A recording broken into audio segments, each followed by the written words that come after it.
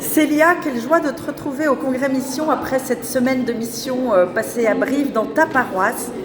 J'aimerais que tu puisses faire un petit témoignage sur ce que tu as ressenti avec l'arrivée de Famissio.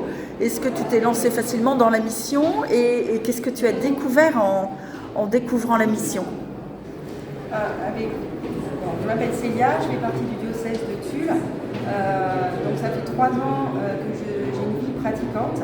Donc l'arrivée de Famissio, j'étais très enthousiaste à l'idée de rencontrer ces familles missionnaires et d'avoir la chance qu'ils arrivent dans notre paroisse.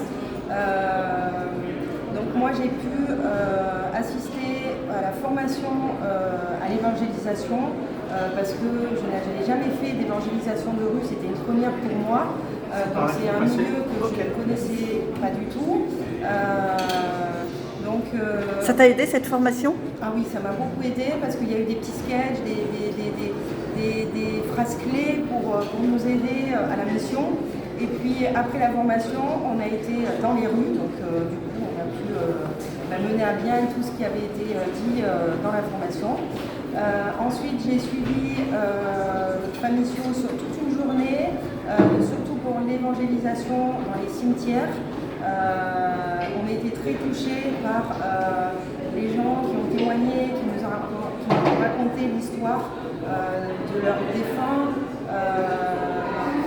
On leur a proposé de prier, c'était vraiment un instant de partage, d'unité et c'était très beau. Est-ce que tu as envie de continuer la mission? Mais complètement.